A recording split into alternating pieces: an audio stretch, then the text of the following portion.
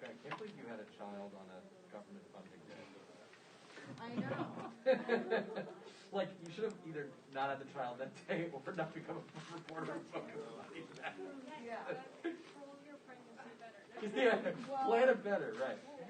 At the risk of like way too much information, it was actually a planned C-section, and I actually did it on September 30th to get her in the DC school. Oh, in the schools. Which is actually an even more important thing than the government funding schedule. That's amazing. Right.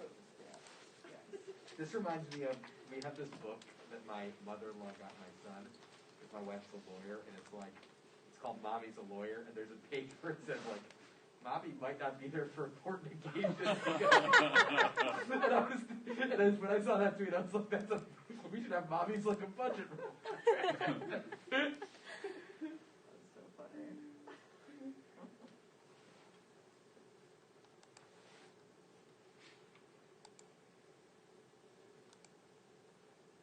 Be a whole series. Yeah. Daddy's a reporter. Daddy's a campaign reporter. Every 4 years, he's just going to disappear from it. And he'll come back 30 pounds heavier, needing 6 months of sleep.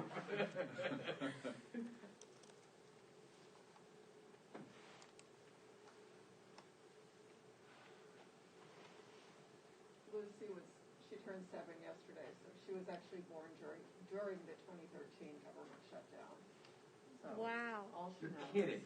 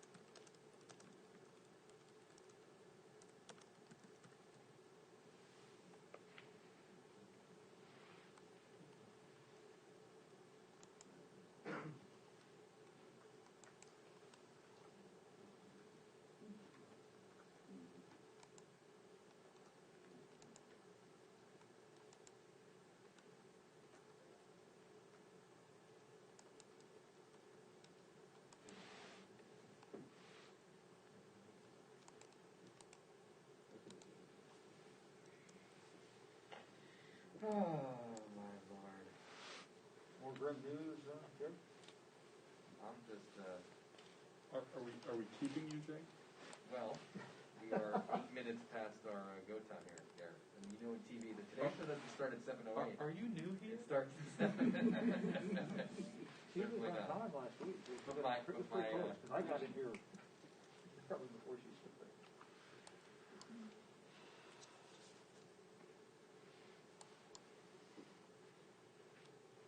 Jake, your Twitter feed is our deal needle. Yeah, it's just, well, it's also my mood needle, Jonathan. It's like, good mood, bad mood, good mood, bad mood. Let's make sure you get lunch today.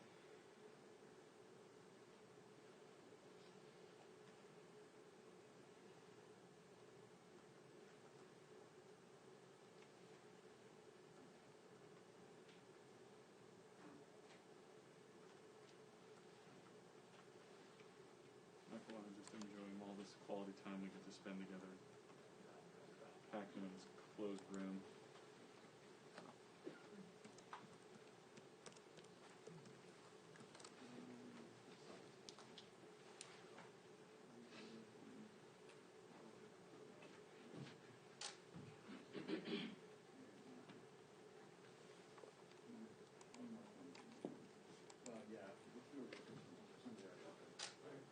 All right, guys, who's out?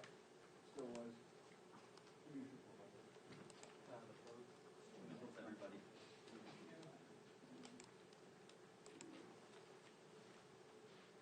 Everybody.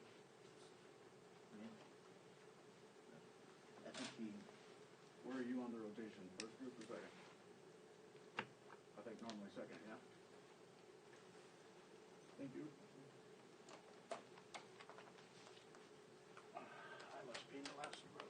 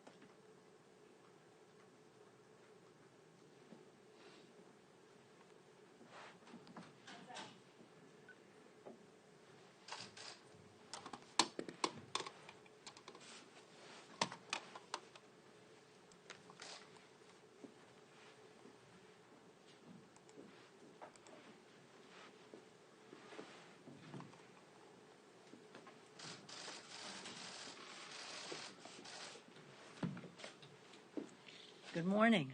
How are you all? You know, as speaker over time, people have said to me, what keeps you up at night? The night of the debate, you saw what keeps me up at night. To see a president of the United States in a debate with a potential president of the United States refuse to condemn white supremacists, refuse to commit to a peaceful transfer of government, to ignore the climate crisis as our country is burning and our coasts are hit by fierce storms, to be there to crush the Affordable Care Act instead of crushing the virus. What keeps me at night is that what we saw that night was authenticity on both sides of the stage.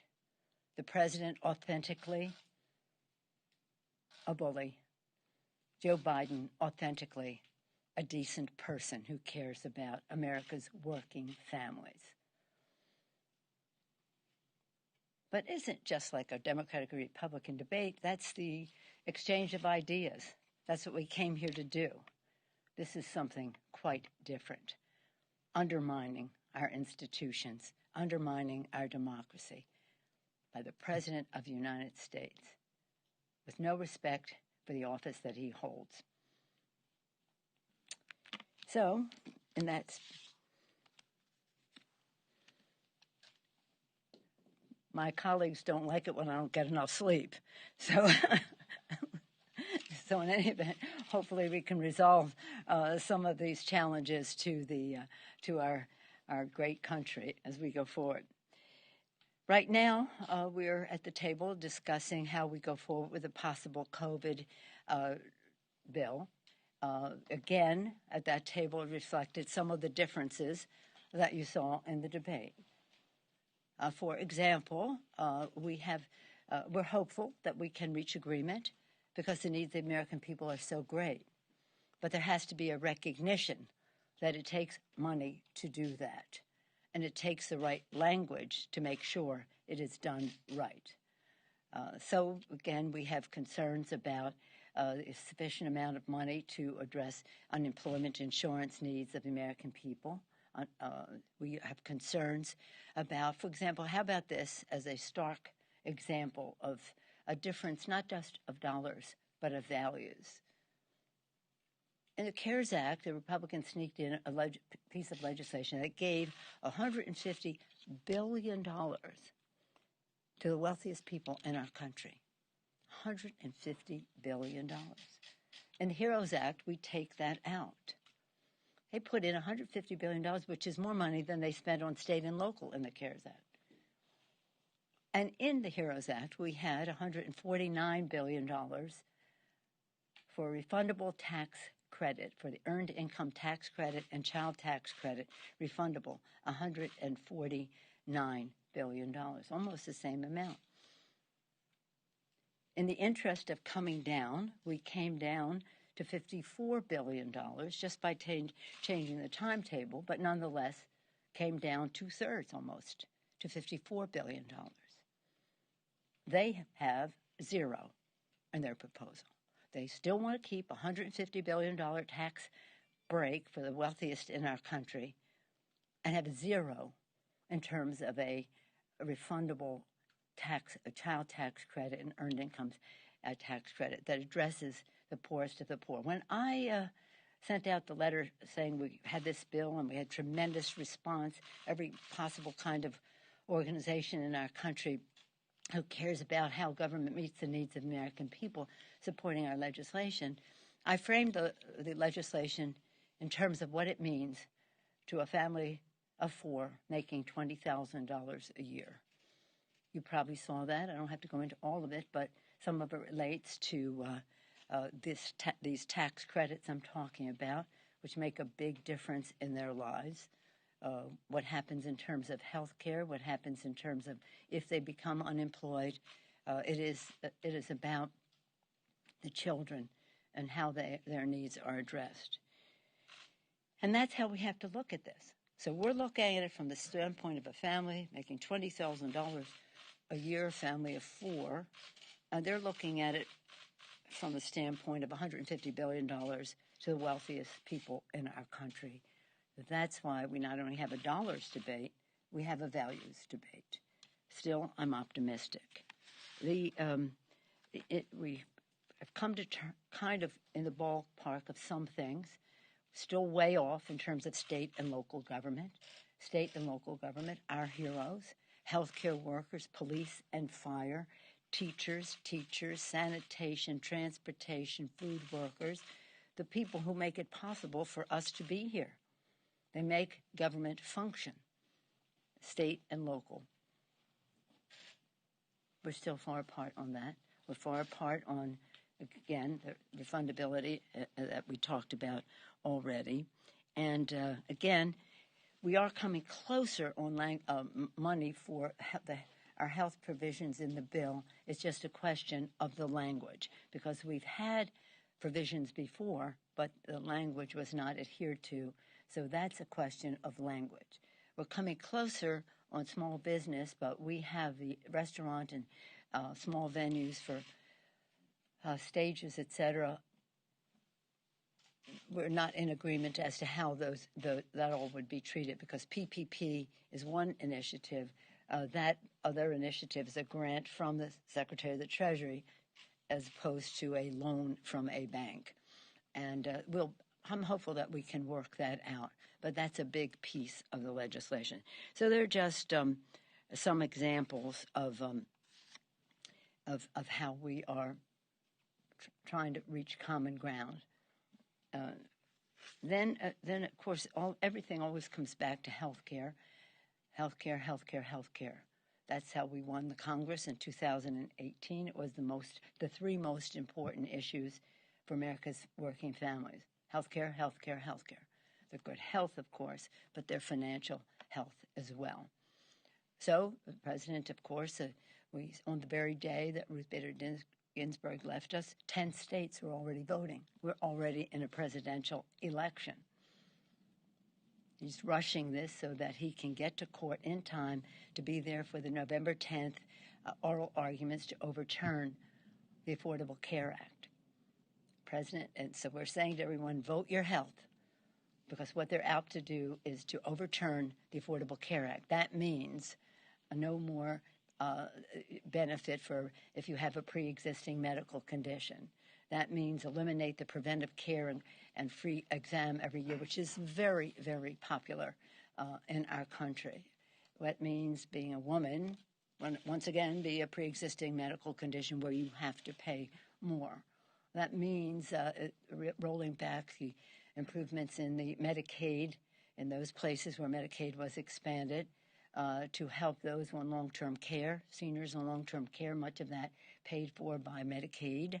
People think of it as a poor people initiative, and it is for poor children and others, but it is also a middle-class benefit for long-term care for seniors. And that there's some of the things. If you're an adult child on your parents' policy, you can stay there till 26, not anymore, under what the president is proposing. The list goes on the benefits that are overturned. The time of pandemic, 207,000 people have died. 207,000 people in the United States have died. We passed the 1 million mark globally. We have a higher percentage than our population with the number of deaths. Over 7 million people infected. And the president wants to crush the Affordable Care Act instead of crushing the virus. And so, again, this rush to judgment that the president is putting forth is about overturning the Affordable Care Act and all that means to America's working families.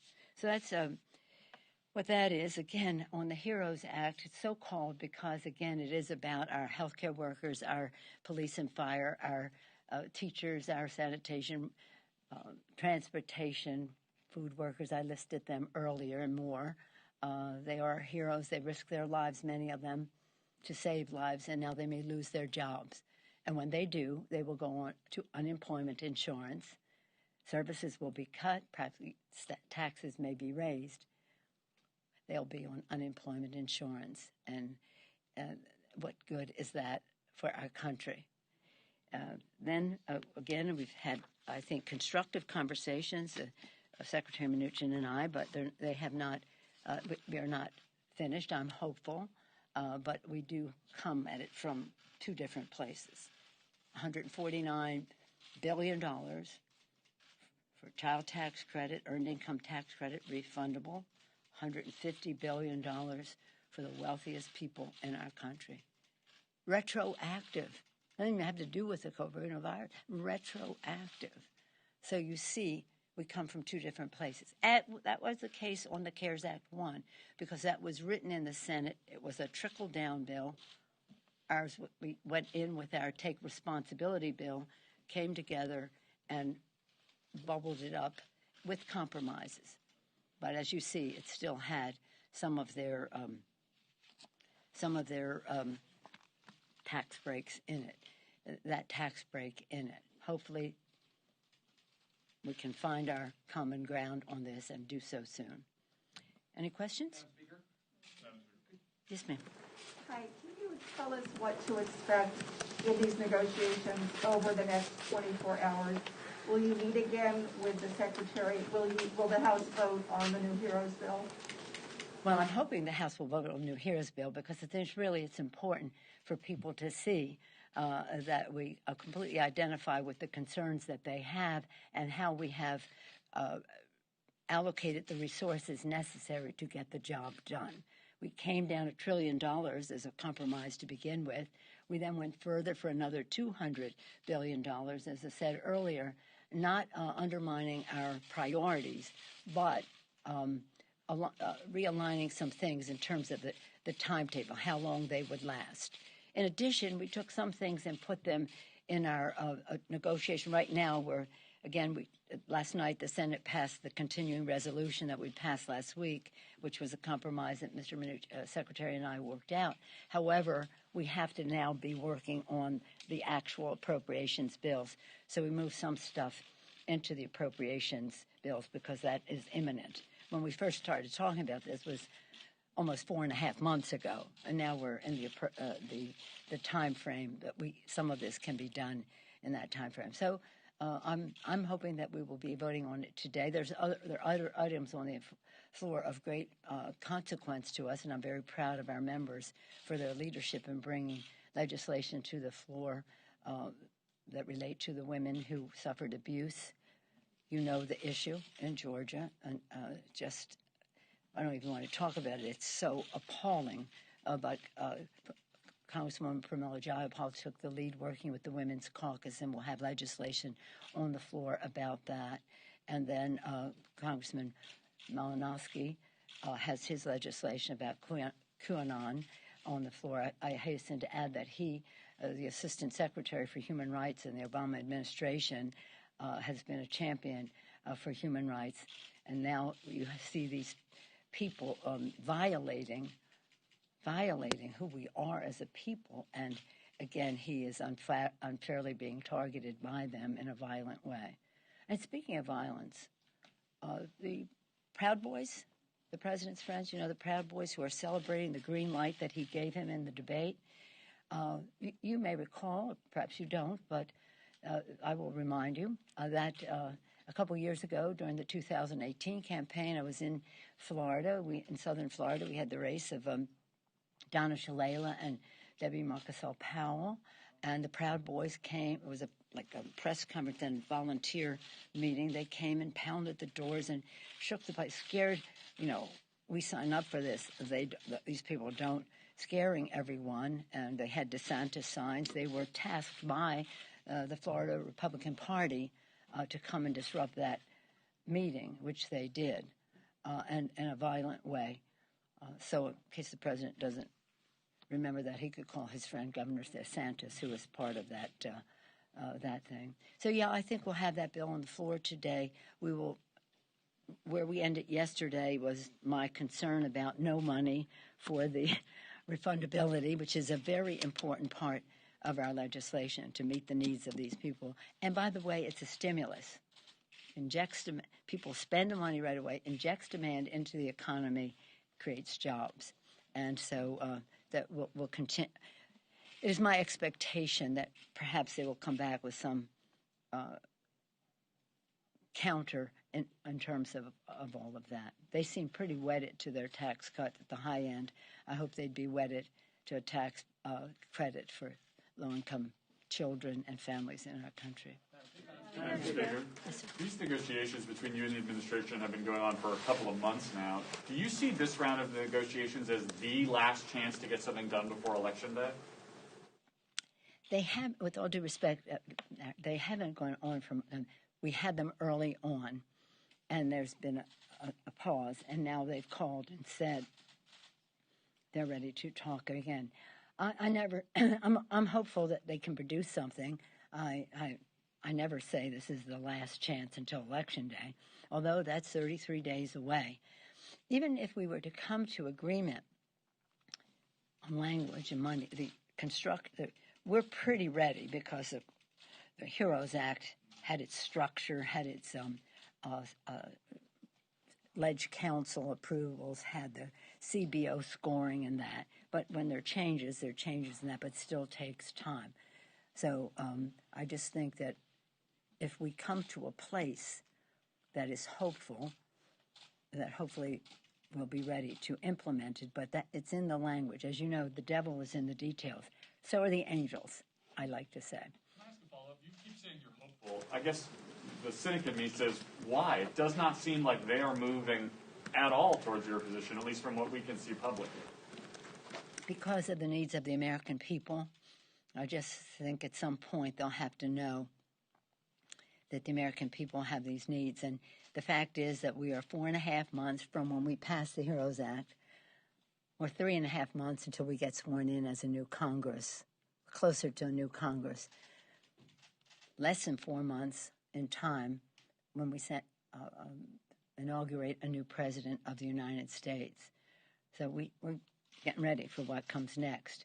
But we need stuff now. And some of you have asked, isn't something better than nothing? No. It can be an opportunity cost that says we're rewarding the wealthy because they're wealthy. They're successful at the expense of the poor. We're not going to exploit the needs that people have in order to once again increase the national debt to help the high end. Yes. Yes, Chad. To that end, though, it seems as though we're at an inflection point right now. We asked about, obviously, the question, nothing before the election, but, I mean, there's no inflection point between now and the election that would get us to that point, other than the fact that you're here voting. You just suggested a second ago that you hope you put the revamp bill, the bill you released on Monday, today. That suggests that there's nothing that can be resolved on this in the near term. No, no relationship to anything. No. What? It just says, you asked, here's what it is. This is how we came down.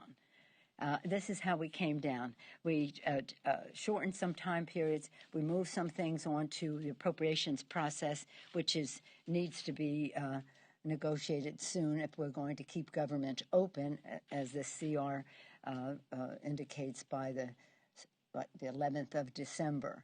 It is that they have no relationship to each other except to say this is what we are pushing for. But wasn't that the idea to hold out to see if you could get a deal and then maybe not get that bill on the floor because you had a better universal? There's a mixture of motivations, but our members are very eager to, and I am too. And the joy of being part of a dynamic, not rubber stamp, no lockstep caucus is wonderful, I have to say. So we have a lot of exuberance and vitality, and people worked hard. Our chairman and our committees worked hard to meet the needs with the science-based, academically justified, institutionally respected amounts that are needed, whether it's rental assistance or mortgage assistance, whether it's food for the food insecure in our country, whether it's health care if you lose your job. If we have a provision in there to immediately have people qualify for the Affordable Care Act with the highest level of subsidy for being part of the system. It doesn't require an open enrollment and stuff. It's a very smart bill. We're very proud of it, and we want people to see what the possibilities are. It has more to do with that than whatever intricacies you had going there. Yes, on debate with President Trump, he said that the vaccine is coming soon. Would you be willing to get an FDA-approved coronavirus vaccine provided your doctor clears it? Would I be? Well, let me just say, and I thank you for asking about the vaccine, because what we have to do is have confidence, trust in the vaccine, and that means politics should have absolutely nothing to do with how the vaccine is approved. I'm so pleased that the pharmaceutical companies have said they will not market or promote a vaccine that does not go through the clinical trials that are required for approval and the approval of the advisory committee that makes that recommendation. I don't like the pressure that the White House is bringing on all of this and the statements that maybe we don't need clinical trials as we normally do. We can just do it 2 instead of 3 and all that. No, this has to have the government. And let me salute the scientists at the FDA and even some of the people at the CDC, not working on this project, but while I'm saluting, some of the people who have been there for a long time, of the highest caliber of science, now back to FDA, working on this initiative. Let science determine this, not politics. And then people will have confidence in the product. And again, we're talking about what the distribution of that is, and we have a significant amount of money in the bill for the distribution of it in an ethical and with equality and ethics, how it would be distributed. I'm not a big needle taker. I mean, I had a hard time getting my ears pierced. I'm not a big needle taker. I mean, they have to talk me into the flu shot under great duress each year. So, but if it serves as a model to other people, yes, I would take the vaccine if it is approved by the regular order of things. Yeah. Madam Speaker? Yes, ma'am, that should be the last, I think, because I have to go to my day job. Not that that isn't this. About the Electoral College, you have been speaking about the importance of trying to block Republicans from having the majority of the state delegations. Can you explain why you're doing this and what you hope to accomplish, and maybe tell us some of the races you're looking at? Well, no, I may not go into that, but, well, maybe some. Let me say this.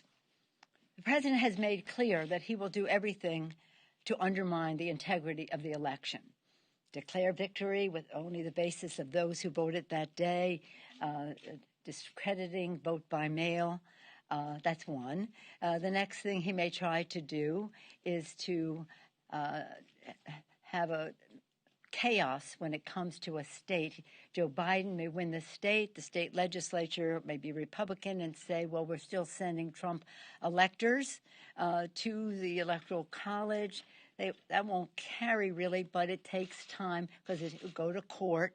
The president loves to go to court, and that's one of the reasons that he's in a hurry to beef up the court, so he has his protections for all the chaos he would like to cause in the election. There'll be many, many, many court cases, and we've been involved in a number of them under the leadership of Eric Holder, who's done a great job under the National Democratic Redistricting Committee that is also working on this. But many, Stacey Abrams, you name it, there are all kinds of legal minds at work attracting other legal minds to protect us in the courts. And in the court of public opinion, where the president is saying to people, your vote doesn't count, don't go vote, all that. Really? The president of the United States? Really? So if all that chaos takes us to a time that could be past the date when the Electoral College must meet, the president has said, and so I've been doing this a long time because I've been watching all the things that he might like to do: dismantle the postal system, welcome Russian interference into our election. Vladimir Putin should decide who our president is, not the American people. All that stuff. We know that. So tracking all that. I'm a former chair of the party. I'm in politics because I love the policy and the issues and what it means to the American people.